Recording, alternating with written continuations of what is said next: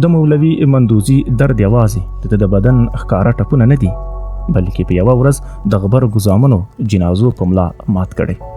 وایي په اندرون کې داسې چغې بندې پاتې چې ډېر کله په تنهایۍ کې ځوروي او کله کله بیا د خلکو تر مخه په سلګیو بدلې کړي.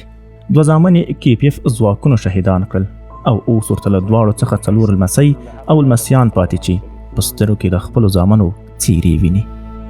کله کله پلار خو چې د بچیانې زاړي به څنګه په قراروي غواړي څه وایي؟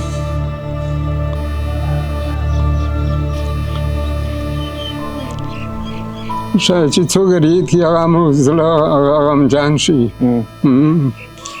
چې څوک رید نه کړي اوسه بیا ښه هم دومره توفیق الله ورکوي.